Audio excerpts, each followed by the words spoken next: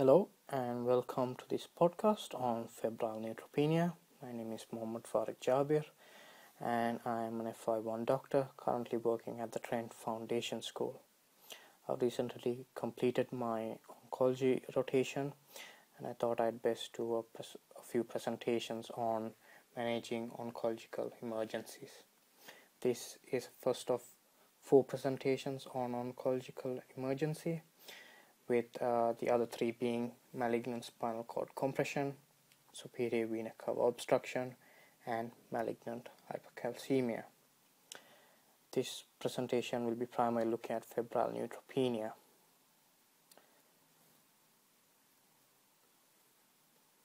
The criteria for fulfillment of febrile neutropenia would be any patient where there is reasonable suspicion of neutropenia, that is chemotherapy within the previous 4 weeks, and a demonstrable fever or good history of fever detected by the patient prior to admission.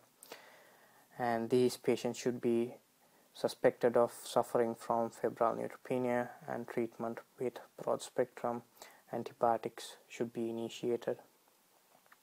What usually happens with these patients is that they receive their chemotherapy and are advised to check their temperatures once at home, and once they develop symptoms of fever and have a temperature reading above 38, they call in direct into the oncological department and get admitted.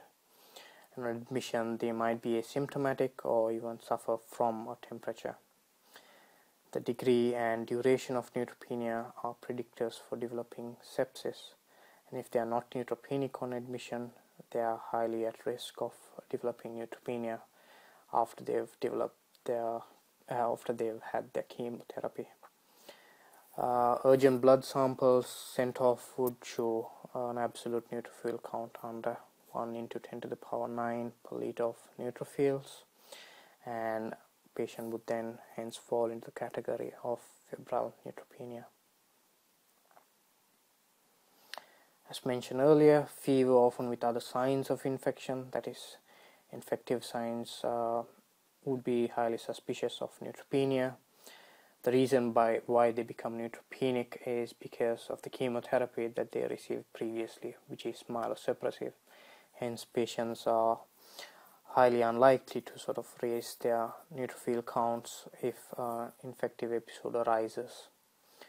And these patients with febrile neutropenia are treated with broad spectrum antibiotics till their neutrophil count has recovered, their signs and symptoms have abated, as well as sepsis. Clinical assessment for localizing the cause of the infection would be looking out for oropharyngeal infections, such as looking out for symptoms such as sore throat, flu-like symptoms. Chest infection would present as cough, productive sputum, and the patient might also be short of breath. The patient might also have a central or a peripheral line infection.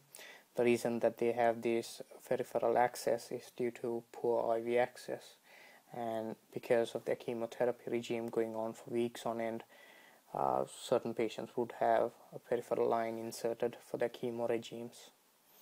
Certain patients would also present with diarrhea and abdominal pain, and this diarrhea could be a possible side effect of the chemotherapy regime that they've been on.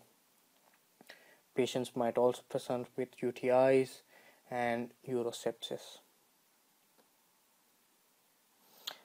Investigations. The investigations are basically the same investigations for sepsis. Bloods, including routine bloods such as FBC, USNase, LFT, CRP, and lactate. Blood cultures prior to giving antibiotics on presentation into hospital. Chest X-ray to rule out any consolidative changes on the chest. Swabs to rule out viral infections of the oropharynx. Sputum samples if the patient is bringing up any sputum. Stool samples if diarrhea is persistent.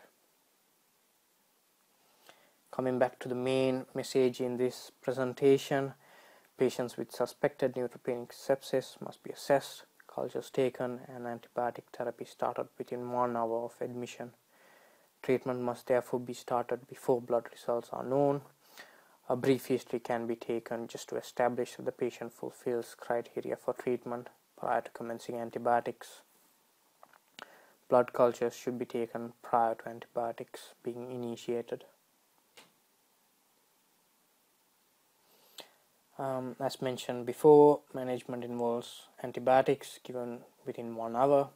If there is the presence of peripheral lines such as a PICC line or Hickman line, consider second line antibiotics such as vancomycin.